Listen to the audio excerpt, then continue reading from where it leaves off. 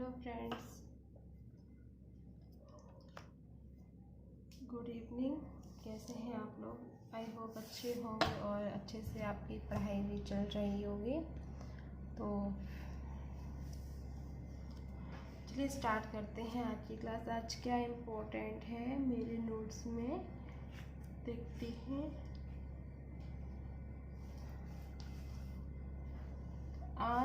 कल हम लोगों ने फ्रेंड्स शिक्षण विधि और उनके प्रतिपादक को पढ़ा था, डिस्ग्राफिया पढ़ा था, डिस्प्रैक्सिया पढ़ा था, डिस्कैल्कुलिया पढ़ा था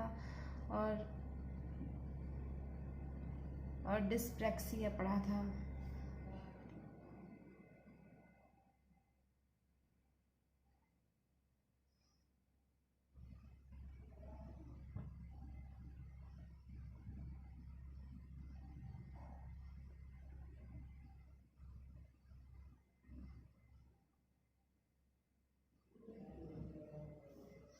आज फ्रेंड्स हम पढ़ेंगे बुद्धि के त्रिस्तरीय सिद्धांत। बुद्धि का त्रिस्तरीय सिद्धांत क्या है, इसका आज हम लोग इसकी व्याख्या पढ़ेंगे। तो चलिए स्टार्ट करते हैं। बुद्धि के त्रिस्तरीय सिद्धांत।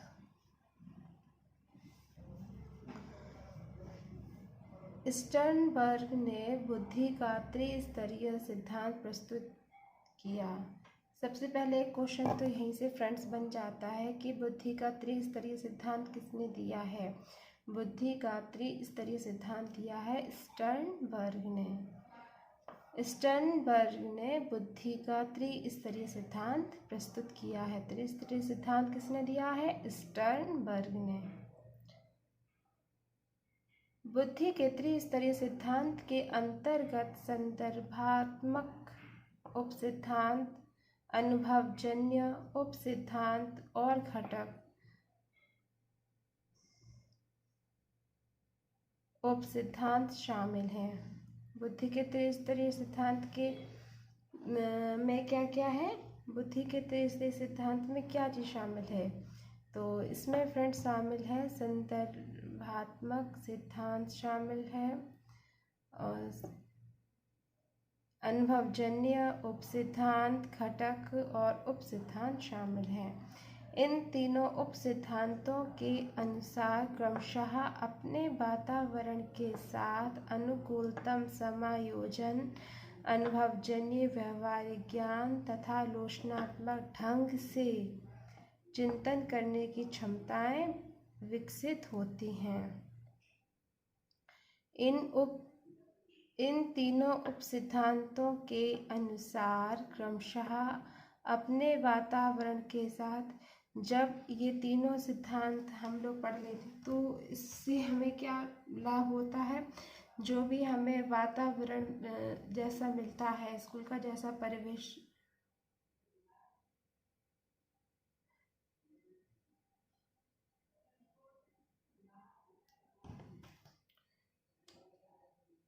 जैसा हमारा स्कूल का परिवेश होता है, तो उसके साथ शिक्षक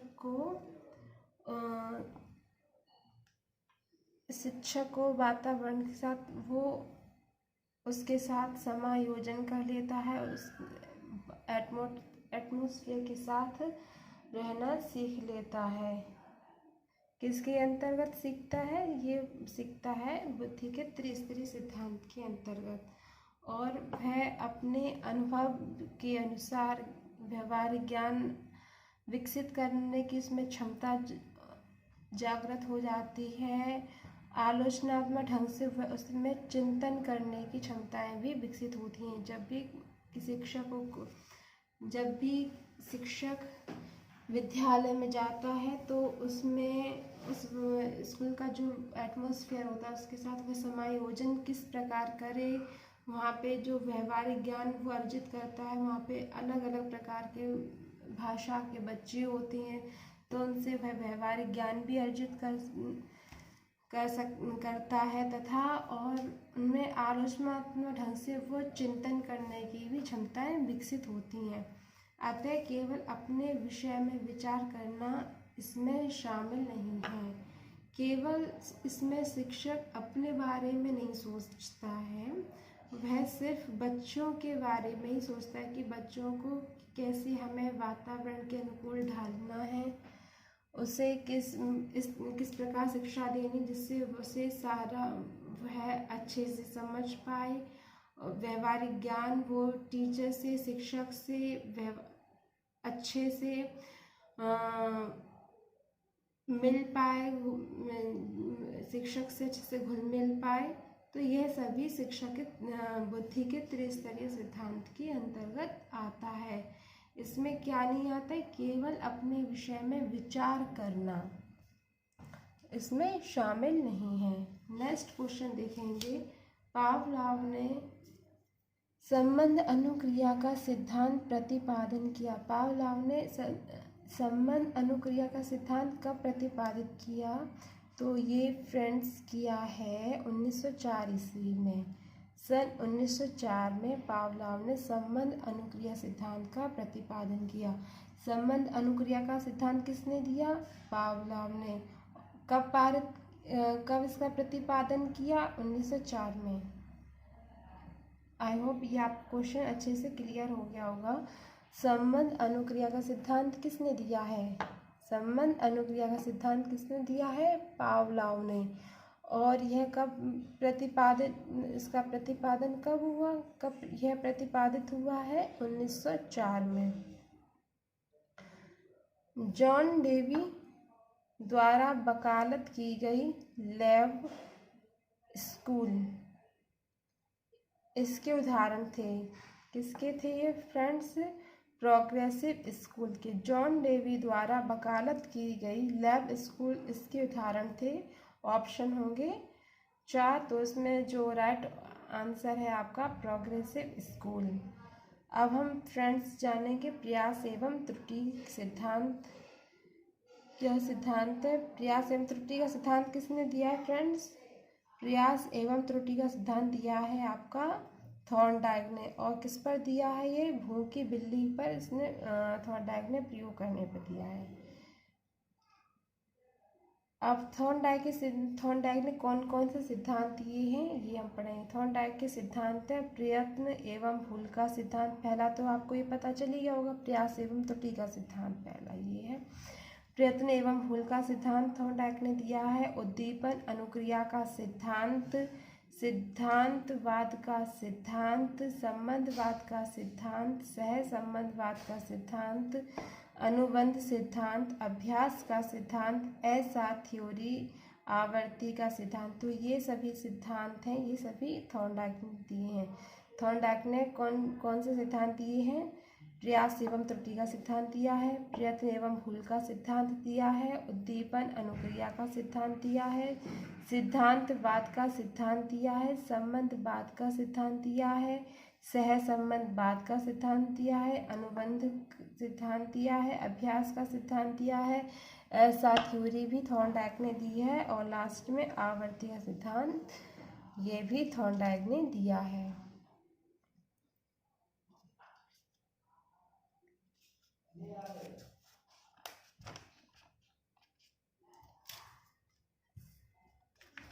नेक्स्ट हम पढ़ेंगे फ्रेंड्स सूच का सिद्धांत।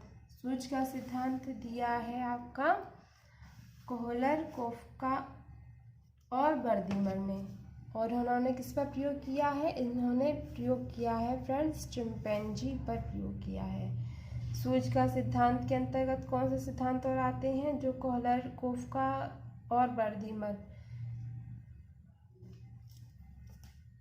ने दिया है। सूच का सिद्धांत किसने दिया फ्रेंड्स? कोहलर, कोफ्का और बर्दिमर ने। और इन्होंने किस पर प्रयोग किया है? चिंपैंजी पर प्रयोग किया है।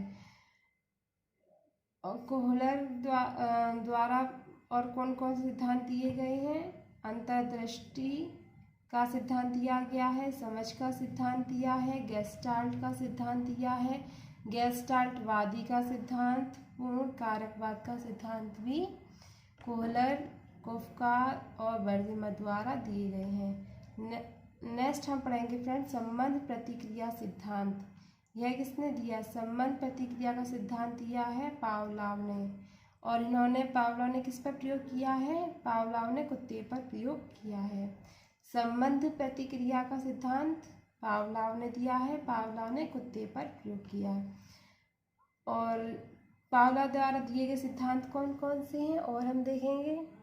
अनुबंधन का सिद्धांत, शास्त्रीय अनुबंध का सिद्धांत, अनुबंधित अनुक्रिया का सिद्धांत, संबंध अनुक्रिया द्वारा सीखने का सिद्धांत, संबंध प्रत्यावर्तन का सिद्धांत, अनुकूलित अनुक्रिया का सिद्धांत, संबंध सहज क्रिया का सिद्धांत, आदत निर्माण का सिद्धांत, CR थ्योरी, यह सभी पावलोव ने दी है। पावलोव ने कौन कौन से सिद्धांत दिए हैं मैं आपको फिर से एक बार बता देती हूँ। पहला है अनुबंधन का सिद्धांत, शास्त्रीय अनुबंध सिद्धांत, अनुबंधित अनुक्रिया का सिद्धांत, संबंध अनुक्रिया द्वारा सीखने का सिद्धांत, संबंध प्रत्यावर्तन का सिद्धांत, अनुकूलित अनुक्रिया का सिद्धांत, संबंध सहज क्रिया का सिद्धांत, आदत निर्माण का सिद्धांत, CR थ्योरी, ये सभी पावलोव ने दिए। संबंध प्रतिक्रिया का सिद्धांत दिया है पावलोव ने किस पर प्रयोग किया है, कुत्ते पर प्रयोग किया है। नेक्स्ट हम पढ़ेंगे फ्रेंड्स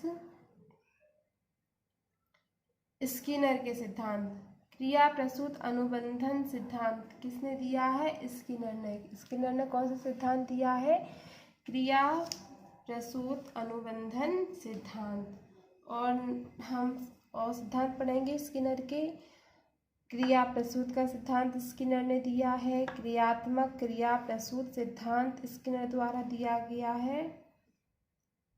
क्रिया प्रसूत अधिगम सिद्धांत स्किनर ने दिया है। कार्यात्मक प्रतिबद्धता का सिद्धांत स्किनर ने दिया है।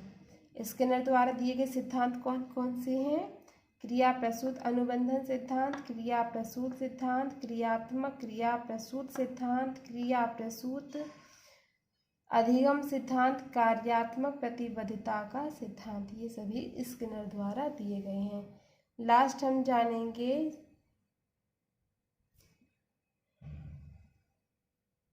CL हल द्वारा दिया गया सिद्धांत। प्रबलन का सिद्धांत CL हल द्वारा दिया गया है। पुनर्वलन का सिद्धांत CL हल द्वारा दिया गया है और विधिक का सिद्धांत भी CL हल द्वारा दिया गया है। फ्रेंड्स ये काफ़ी इम्पोर्टेंट हैं ये पॉइंट्स, प्लीज़ इनको आप लिखिए और याद कीजिए। नेक्स्ट हम पढ़ेंगे पियाजे ने संज्ञानात्मक सिद्धांत की 4 प्रमुख अवस्थाओं में बांटकर की हैं जो निम्न है। अब हम पियाजे की 4 अवस्थाएं पढ़ेंगे। पियाजे ने 4 अवस्थाएं कौन कौन सी दी हैं, पियाजे की 4 अवस्थाएं। संवेदीगामक अवस्था, संवेदीगामक अवस्था 0 से 2 वर्ष तक, संवेदीगामक अवस्था 0 से 2 वर्ष तक। पूर्व संक्रियात्मक अवस्था, पूर्व संक्रियात्मक अवस्था यह है फ्रेंड्स 2 से 7 वर्ष तक। मूर्त संक्रियावस्था 7 से 12 वर्ष तक। औपचारिक संक्रियावस्था 12 से 16 वर्ष तक। पियाजे ने संज्ञानात्मक सिद्धांत की व्याख्या 4 प्रमुख अवस्थाओं में दी है जो निम्न है। 4 प्रमुख अवस्थाएं कौन कौन सी, संवेदीगामक 0 से 2 वर्ष, पूर्व संक्रियात्मक अवस्था 2 से 7 वर्ष, मूर्त संक्रिया अवस्था 7 से 12 वर्ष, औपचारिक संक्रिया अवस्था 12 से 16 वर्ष। अब हम नेक्स्ट सिद्धांत पढ़ेंगे फ्रेंड्स, बहुल बुद्धि का सिद्धांत। बहुल बुद्धि का सिद्धांत यह किसने दिया है फ्रेंड्स, गार्डनर ने। बहुल बुद्धि का सिद्धांत किसने दिया है, गार्डनर ने। गार्डनर के बहुल बुद्धि सिद्धांत में यह संगीतिक बुद्धि है। इस बुद्धि में तार तत्व, पिच तथा लय, रिदम को सही सही ढंग से प्रत्यक्षण करने की क्षमता सम्मिलित होती है। इसमें संगीतकीय सामर्थ्य एवं निपुणता विकसित करने की क्षमता आदि सम्मिलित होती है। आपको फिर समझ में आ गया होगा गार्डनर का सिद्धांत कौन सा है, बहुल बुद्धि का सिद्धांत किसने दिया, गार्डनर ने।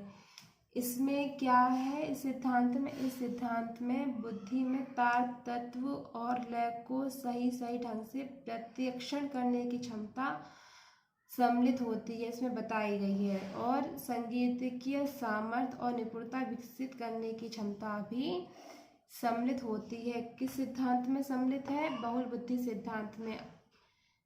आप इस तरह से समझ सकते हैं, बहुल बुद्धि सिद्धांत ये म्यूजिक से संबंधित है।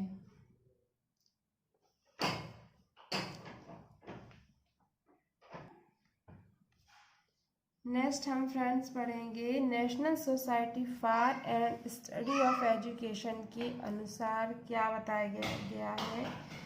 निम्न औसतीय मानसिक प्रतिक्रियाएं प्रतिभाशाली बच्चों की विशेषता नहीं है।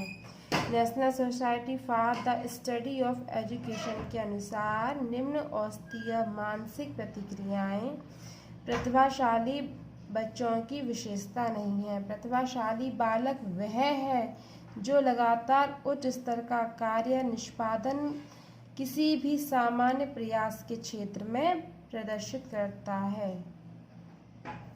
फ्रेंड्स, आपको ये समझ में आ गया होगा। नेक्स्ट हम पढ़ेंगे कोहलबर्ग के सिद्धांत के पूर्व परंपरागत स्तर के अनुसार इस स्तर पर बालक का नैतिक विकास 3 सोपानों के अंतर्गत होता है, जो है आत्म केंद्रित निर्णय, दंड तथा आज्ञा पालन अभिमुखतः, और लास्ट है यांत्रिक सापेक्ष अभिमुखतः। ये हम फ्रेंड्स कल पढ़ेंगे। आई होप आपको ये समझ में आ गया होगा जितना भी आज मैंने पढ़ाया है। आज ज़्यादा क्लास नहीं होगी, तो अपनी क्लास को मैं आज यहीं पर एंड करती हूँ।